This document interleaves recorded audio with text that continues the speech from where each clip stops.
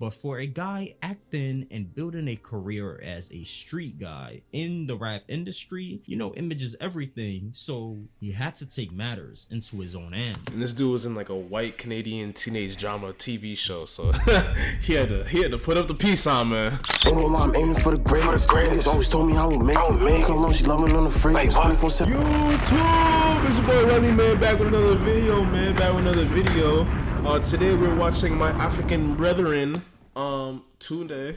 But before we get into the video, I forgot. How did I forget the channel regulars, man? I hope you've been progressing over regression. You know what I'm saying? Progression over regression. 2 steps forward is not 2 steps back. BTY, better than yesterday. DBA, dream big, always. My fault. That's how I mean. I hope you've been doing well, trying to do what you got to do to get your mind right, man. Round of applause, man. Yes, sir. But today we watching our African brethren, Tunde. I hope I'm saying that right. No cap. I hope I'm saying that right. But it's the much deeper issue that broke Drake. I mean, shit. I don't know if Drake is really broke. Well, at least not monetarily broke, but maybe spiritually, internally, he could be. I don't know. I don't know that nigga. But we gonna see. We gonna find out. From the character that Drake has been showing lately, fits of rage, anger, paranoia, and him spiraling out of control, it turns out Drake might be suffering from abandonment issues and may just be a product from a dad who left him at the age of 5. From endless luxurious dinner dates with shallow Instagram models filled with a table full of food, to serious undying gambling addiction, to bitterly few trust issues as revealed in many of his songs, Drake might be the embodiment of a man who is suffering from deep extreme daddy issues and trauma problem. And so you have to ask, how come daddy issues can be so troubling that it impacts Drake today? This is when you realize all of daddy this issues begins from childhood. For many rappers, it's common for them to have a background that makes them push harder to make it out of the hood. And Drake claims this was also the same with him when he was coming up. If you ask Drake that was he broke when he was coming up, he'll tell you yes. He'll tell you that FUBU was truly in his collection, that he faced the fear of eviction notices, that he wore the same outfits to school every day, that he was broke, that he was poor. And if you ask a random person on the streets, they might say, nah, that's a lie. They're probably gonna tell you Drake never came from the bottom. But the truth is Drake actually did. When Drake's dad, Dennis Graham, left both Drake and his mom at the age of 5, Drake didn't understand at the time, so his mother could not support them. As a result, she moved them to a new neighborhood, where Drake became a target because he was light-skinned. They picked on Drake. They said, you're too light to be black and too dark to be white. You need to pick a side. Already losing his dad at a small age of 5 and not understanding why he wasn't around, young Aubrey had to face being the new kid at school, where he stood out like a sore thumb. Damn. Dennis Graham, on his end, returned to Memphis, where he was incarcerated for a number of years on drug-related charges.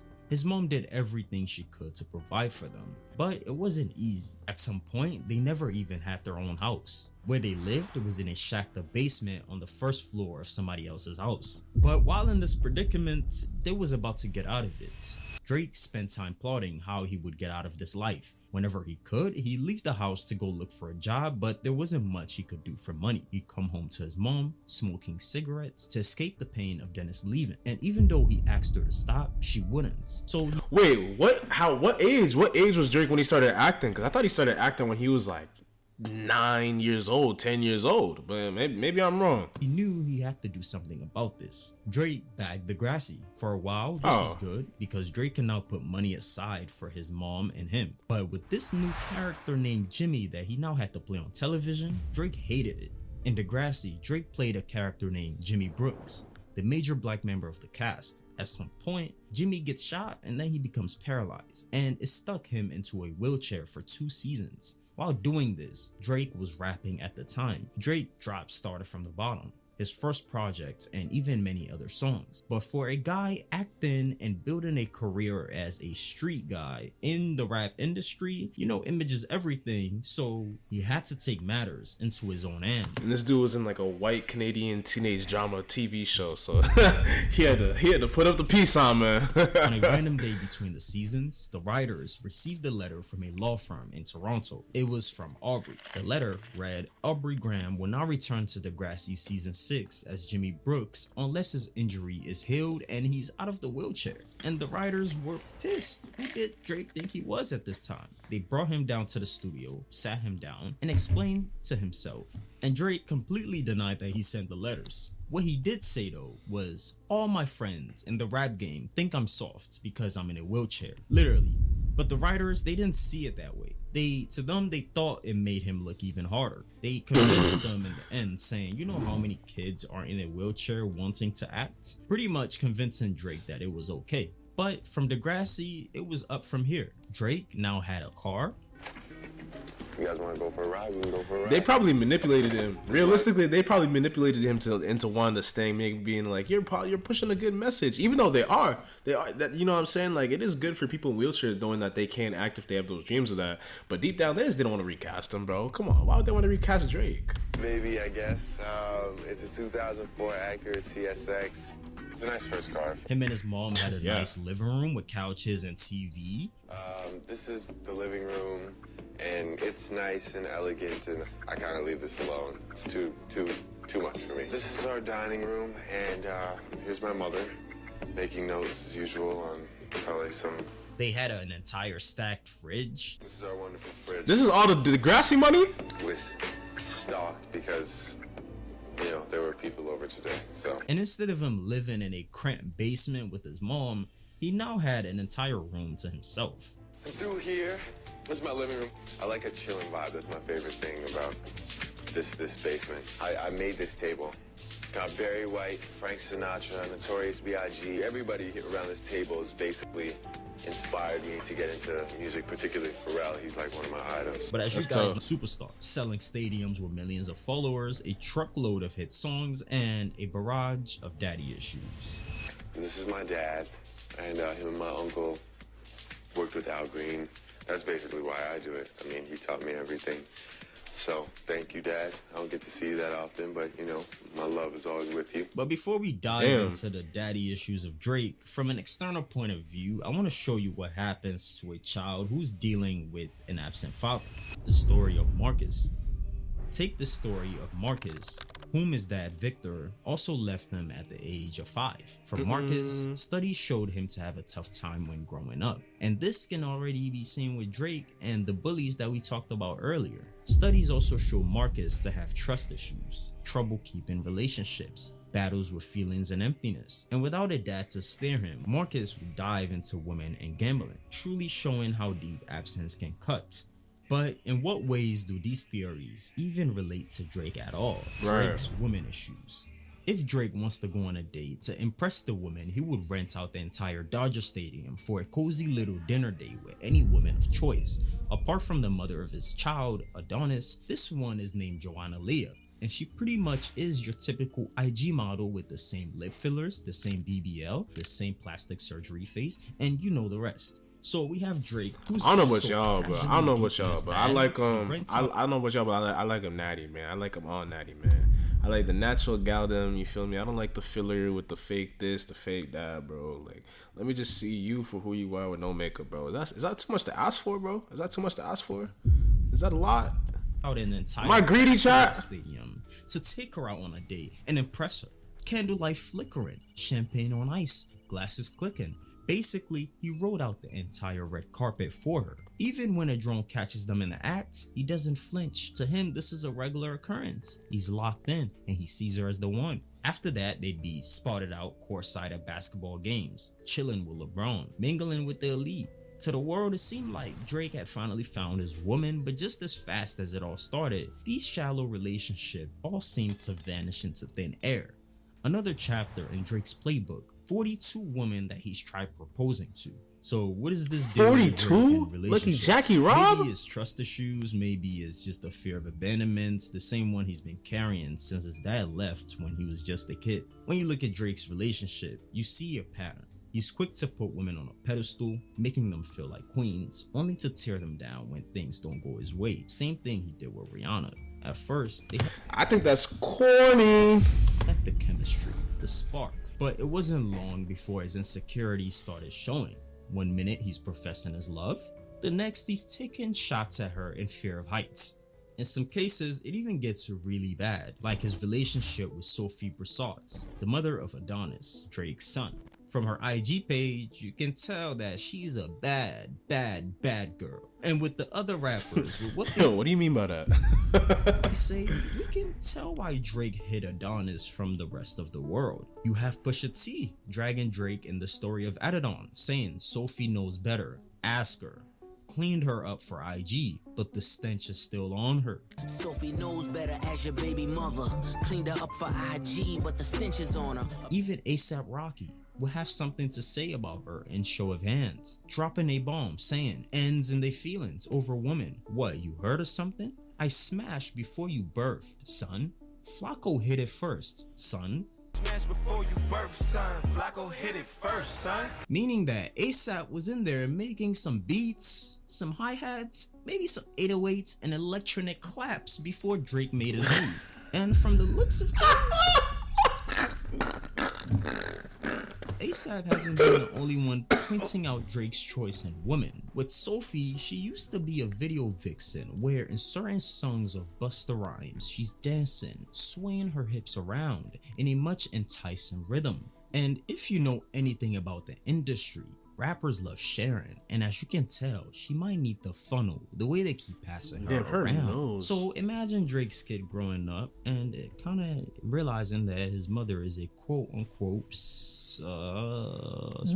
tired vixen, and his dad, from the looks of things, is pretty much getting the sloppy seconds, I guess, which makes sense as to why Drake tried. Nah, that's not even funny, bro. I actually feel bad for the kid, bro. Poor Adonis gotta go through that, bro. He gonna grow up and see all this that's blown out of proportion. Like, I shouldn't say blow out of proportion, but just seeing everything that's blowing up and just be like, damn, bro.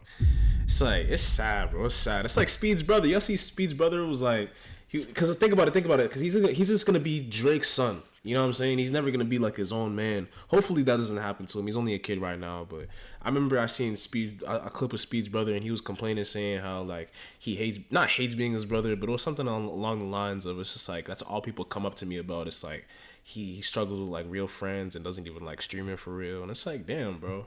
His exact words is, he said, "I wish I was a regular kid, bro."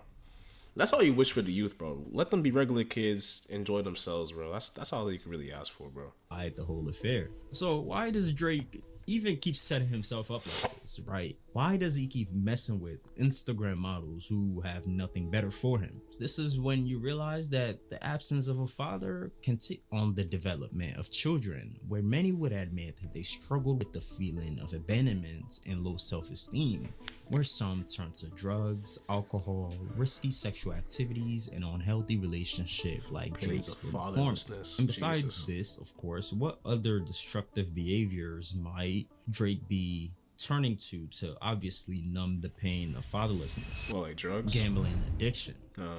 Oh When yeah. money is I mean, not isn't he problem. owner of Stake, bro? I mean, obviously he's gonna. I mean, it's not a good thing in terms of like the addiction, but I mean, it's his business. It's how he makes his bread.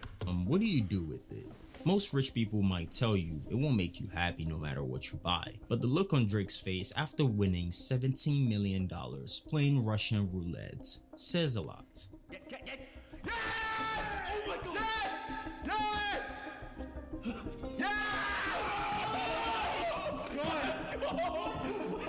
For those who don't know, Drake is a serial gambler and has easily bet more money than the combined GDP of several countries. Having bet over $1 billion. Yes, I said that right. $1 billion since joining Stake. Now, I don't know about you, but that right there, to me, is an addiction. However, more That's often- actually disgusting. That's more than you, me, and everyone watching this video, and whoever made this video, like all of our lifetime earnings combined or will ever see, bro. I'll let y'all know that right now. $1 billion. That's just gambled. Who knows like what he saved and spent on other expenses and different type of things, but I'm sure part of that is Stake's money too, because he has a stake in Stake. Not. His gambling has ended pretty badly. So badly that they've even given it a name known as the Drake's Curse. It started off as a coincidence where after Drake posted a picture with a sports star, whether they were soccer players or UFC fighters, the sports star would immediately go on to lose their next match. After this photo, a Aguero had his penalty saved in Manchester City 1-0 loss to Tottenham in the Champions League, making them crash out early as the quarterfinals. His curse was so widespread that it even affects his favorite NBA team, the Toronto Raptors. And for them, they got a huge reputation for losing and choking in big games like a baby and a toy after he became their global ambassador. It got so bad at one point that Italian soccer team Roma joked about banning all of their players from taking any pictures with Drake. But in recent time, the curse seemed to have eased up. Bottom line, while everyone is entitled to how they choose to spend their money, I don't care. We can all agree that an addiction like gambling does way more harm than good, and it's possible he's always had this addiction. Something he might not have needed to grapple with if he had a present father. Trust issues.